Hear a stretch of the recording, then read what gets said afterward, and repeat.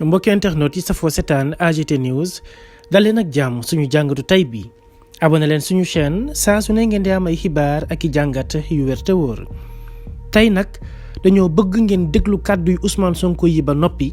ñu daal di dikk si suñu ab jàngat ndax ci loolee lañ ko tënk ngir daal di mën a waxtaan ak yéen ci li nga xam ne moom mooy topp ci vidéo wu Ousmane Sonko bi nga xam ne mi ngi ciy wax lu ama am solo dañ leen koy dégtal bu ñu noppee daal di dellu siwaat ci suñu ab chronique. Ayez le courage de dire la vérité aux Sénégalais seen cuune seen ñàkk bën ak seen ñàkk patriotisme ak dëng gi ngeen jiital ci seen gouvernance moo andi problème yi ci Sénégal et les Sénégalais vont souffrir parce que vous êtes incompétents mais les Sénégalais vont souffrir parce que cette frange du peuple parti Sénégal boobu bi nga xam ne xaalis bi ngeen di doon jëlee ci ñoom timis ak ñoom ñeneen ak ñeneen di ko jox ay 25 000 ak 20 000 pour ñu voter leen ñooy doon les premières victimes de lii réew tappale du ko defar réew jub ak liggéey moo koy defar je vous remercie. ñoo ko déggandoo mu nekkoon ay kàddu yoo xam ne Ousmane Sonko mu ngi ko yëkkati woon ay jamono ca biir assemblée nationale nekk kàddu yoo xam ne kàddu yu dëgg la kàddu yoo xam ne boo ko déggee sax sa yaram dafay daw ndax Ousmane Sonko bés bii dafa waxee woon xol waxam ji nag moo tax ñu indiwaat tey bi la jàngat ndax moom Ousmane Sonko la mu waxoon yépp tey gis nañu ko.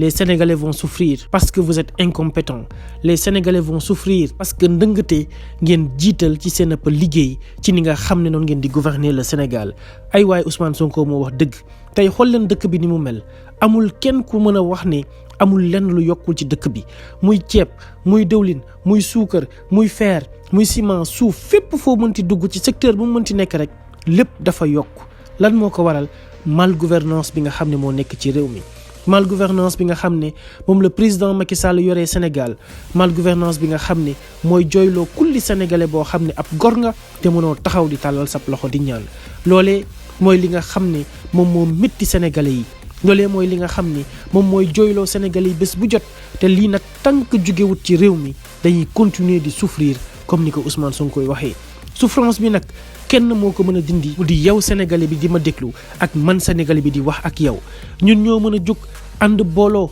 nekk benn jàpp suñu ab réew jéem a xool nan lañ koy tabaxaatee waaye pour le faire il faut que ñu changer ki nga xam ne moo yore chantier bi chantier boobu dénkuñu ko kenn ku dul le président Macky Sall moom mi nga xam ne jël na suñu ay suuf tayle ko moom mi nga xam ne jël na lépp lu ñu amoon ci réew mi daal di koy jox tubaab yi nga xam ne amul benn njëriñ bu ñu mës a amal le Sénégal ñooñee mooy ñi nga xam ne ñoom ñoo téye woon suñu ay maam di leen def du n'importe quoi boo xam ne moo waral tey suñu tardement fii ci Afrique ñooñee nag le président Macky Sall jël jox lépp ñu alal gi yëpp ñu daal di leen koy dénk nekk ñi nga xam ne ñoom ñooy lor Afrique saa su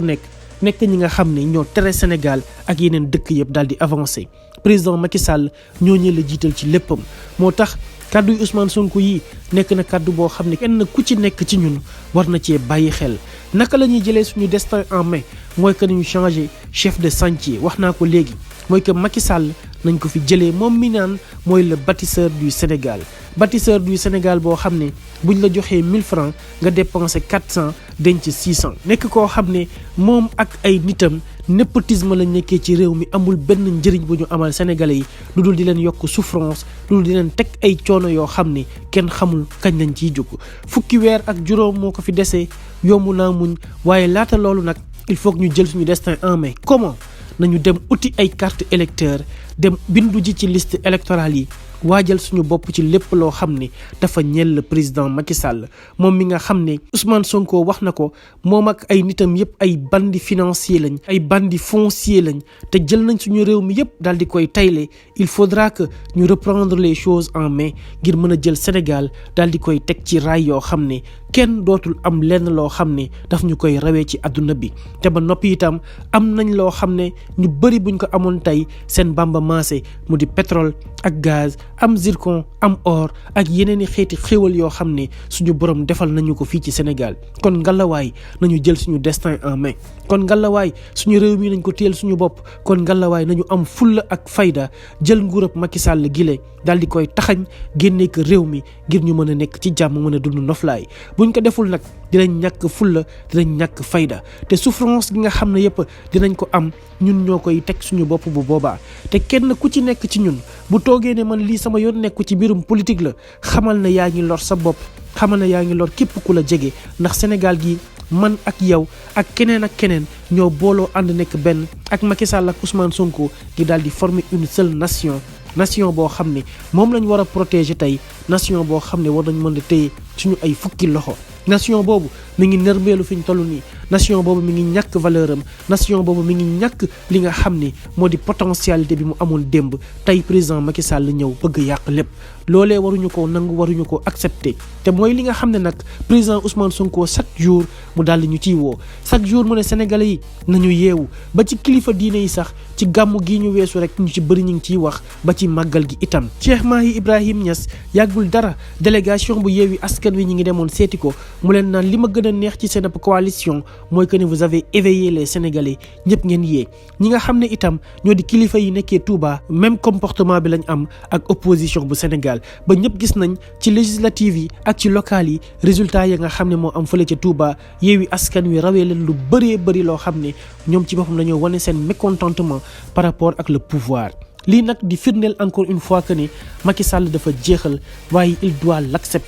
l'accepter nag mooy tax mu bàyyi Ousmane Sonko mu wéyal ab liggéeyam ca na mu waree l'accepter mooy tax moom mu taxaw ci kanamu Sénégalais yépp comme nam ko defee woon ca benn décembre ne lan moo fi jar waxi 3e mandat man nee naa leen du ma ko def il faudra que nag mu génn confirmer ñu ko ndax ci ay nitam ñu ci bëri génn nañ daal di ci addu ne président Macky Sall tey bu doon def 3e mandat dama koy jàppale. Cheikh Kanté wax na ko Mansour Faye mi di gorom itam wax na ko borom 700 milliards yu inondation yi ñooñee ñëpp buñ leen dajalee xam ne kon président Macky Sall ñi ko jege ñoom ñoo koy waxal ñi ngi déem a toqal ci nopp Sénégalais yi benn par benn ne kat moom dina def 3e mandat waaye bés bu ko defee dina xam ne kat Sénégalais yi am nañ fulla ak fayda boo xam ne doo leen yàpp ñaari yoon mënoo leen a xiifloo marloo leen rafleloo leen ba noppi bëgg leen a teg yeneen coono boo xam ne ci wàllum 3e mandat lay jugee ko loolu duñ ko nangu tey duñ ko nangu suba et le président Macky Sall n'a qu'à se préparer ndax li nga xam ne moom la bëgg def jamono ji ñu toll nii kenn du ko bàyyi moom mu koy continuer ndax kat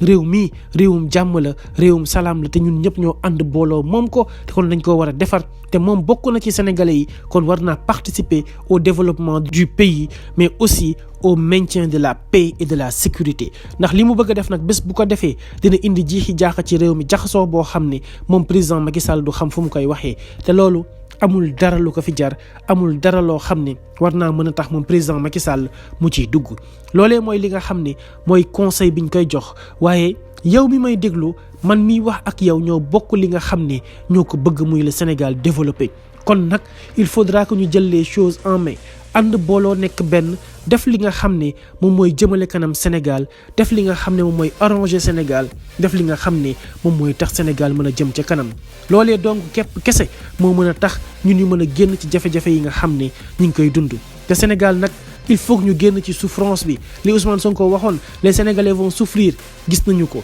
si ça continue encore nous allons continuer de souffrir jusqu'à notre dernier souffle te bu boobaa kenn duñu ko teg ku dul suñu bopp ndax Macky Sall nag tegu fi boppam ñun ñoo ko fi teg donc mën nañ ko fee jëlee par la force mu koy bëgg ak mu koy bañ te du violer suñu ay constitution du violer itam lépp loo xam ne lu jëm ci wàllum loi la te ñun Sénégalais yi la concerné directement kon nañ ci ànd ak fulla ak fayda xool lu ñuy def ba daal di destituer le président Macky Sall mu jóge suñu am réew ndax kat ba mu fi toogee ba tey amul benn avancement boo xam ne gis nañ ko ci dundinu Sénégalais yi dundin nag buñ ko waxee mooy dund gu neex dund gu ànd ak noflaay dund goo xam ne Sénégalais bu ci nekk da ciy gis sa bopp lu mu soxla daal di koy am ànd nag ak jàmm ak salaam boo xam ne dafay mat sëkk loolee la ñuy ñaan président Macky Sall nag dem abal ñu suñu am réew ngir ñu mën koo tabaxaat na dem abal ñu suñu am réew ngir ñu mën a defaraat jikko yi ngir ñu mën a xoolaat naka la ñuy def ba homme politique bu fiy jugati rek dina nekk ku sell nekk kuy sellal nekk itam koo xam ne ku ragal yàlla lay doon nekk koo xam ne itam du bëgg dara ci wàllum alal wala privilège wala ab poste wala ab place comme ni ko Kéba Mbaye di waxee nekk koo xam ne dinaa koy tax a jug muy l'éthique et la déontologie l'éthique dans le travail que nous faisons l'éthique dans toute chose que nous entamons pour le bien-être de la population sénégalaise loolee buñ ko amee rek dinañ am benn état de droit boo xam ne ku ci nekk da ngay xam sa cër jël ko ba mu mat sëkk respecté ñeneen ñi itam seen ab cër bu ko defee ku ci nekk da ngay mën a nekk ci jàmm waaye nag bu ñu continuer avec ce régime qui est en place sénégalais yëpp dinañ xam ne jafe-jafe daal duñ ci mës a jug te bu boobaa nag nous serons les premiers responsables moo tax ñuy jug di alerter di ci wax ak kenn ku ci nekk ngir yow mi may déglu ak man miy wax ak yow ñun ñëpp ñu bokk jël suñu ay responsabilités ndax le président Macky Sall kat xam nga ne xam naa ne buñ ko bàyyee dina jël réew mi def ko loo xam ne yëfi boppam la comme si sénégalais yi moom moo leen moom wala dañoo nekk ci régime boo xam ne régime dictature la despote la nag moom président Macky Sall kenn du ko werante ndax saa su nekk dañuy gis ne dafay braver les interdits moom ci boppam dafay def loo xam ne wóor na ko ne moom tey jii waru ko woon def waaye boppam moo ko ñor boppam moo ko ñitteel li nga xam ne nag gis nañ ko yàggul dara ci gouvernement bu yees bii ak yenn fonction yi nga xam ne am na ñu fa teg xam nañ ne waajulu lenn du troisième mandat Ismaïla Madior Fall ma ca justice garde des sceaux ak Badio Camara ma ca conseil constitutionnel wane na lépp ñoom ñaar ñëpp xam nañ nag li nga xam ne ñoom la sénégalais yi di xaar ci ñoom buñ ko deful nag ils auront trahi la nation sénégalaise ils auront trahi la confiance des sénégalais président Macky Sall il ne doit pas se présenter aux élections présidentielles de 2024 on le dit et on le répète on le confirme bés bu ci bokkee dina braver li nga xam ne moo di suñu ab constitution te bu boobaa dina ko violer violation boo xam ne nag sénégalais yi kenn du ko ci baal ndax bu boobaa dinañ taxaw temm jàmmarloo ak moom wan ko ne ko nag lii nga fi bëgg a def duñ ko accepter duñ ko nangu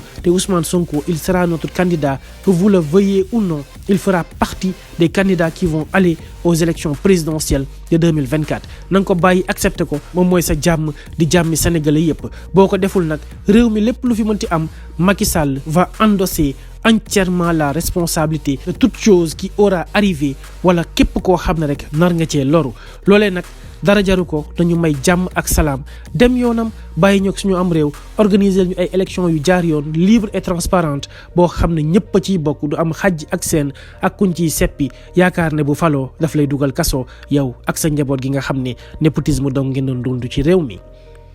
mbokki internet yi safoo setaan AGT News lii moo nekkoon suñu jàngat abonné leen ci suñu chaîne saa su ne ngeen di am ay xibaar ak i jàngat yu wér te wóor